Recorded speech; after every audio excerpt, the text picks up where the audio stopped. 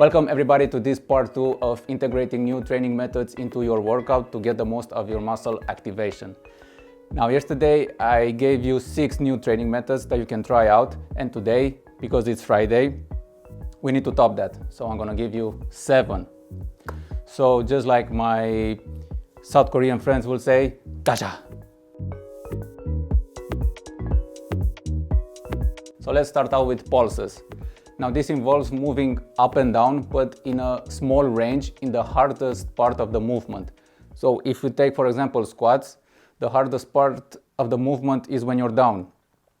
So from there, just go a quarter of the way up and stop and go down again, and a quarter of the way up and down. The next one is drop sets. For this one, you start with a heavy weight on the bar, and after every repetition, you strip the bar of some weight. Now this is good to get in more repetition without taking a break, and it's also a good idea to extend your sets beyond failure. Next one, pause reps. This means taking a pause at the bottom and at the top of the movement. So if you take, for example, again, squats, when you go down, you take a break between 3 and 5 seconds, then go up, take a break again for 3 to 5 seconds, and so on. Now for this exercise, of course, you need to lower your weight because it will be more difficult. Next one on the list is dynamic effort reps. This means you're working with smaller load, but with maximum speed and acceleration. So this is not for building hypertrophy or strength. This is for building power and athleticism. As an example, think about kettlebell swings. Next one on the list, one of my favorites, pre-exhaustion. The idea here is to fatigue one muscle, and then you go do another exercise in hope of getting more activation from the muscle you want to target. So what do I mean by that? Let's take bench press, for example. During bench press, you're also getting help from your tricep and anterior deltoid.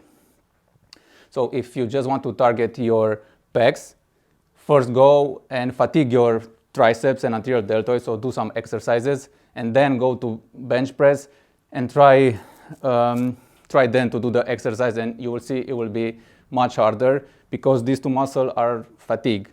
So then you are getting more activation from your target muscle, which is, in my opinion, a great idea. Next one is supersets. This involves doing back-to-back exercises, but you can have 2 ways of doing this. Supersets with agonist, which means working the same muscle in both exercises, like bicep curl and chin-ups, you're working the biceps. Or you can do supersets with antagonist, which means in one exercise you're working out your quads, and in the second exercise you can work out the opposite muscle, the hamstrings. And the last on the list is burnouts. Now this involves doing exercises for a specific period of time, let's say 3 minutes. Also, these are great for the end of your workout, so don't start a workout with them, end the workout with burnouts. And what this means is you choose a specific muscles and you work that muscle for 3 minutes without taking a break. Now you don't have to choose only one exercise. You can do multiple exercises, but no break between them. So we finally reached the end of our list. So in combined, yesterday with today, you have 13 new training methods that you can incorporate in your workout. I hope you try them out. You don't have to try all of them, just see what works for you. And let me know in the comments if this was helpful. If it was, like the video, subscribe, and I see you for more.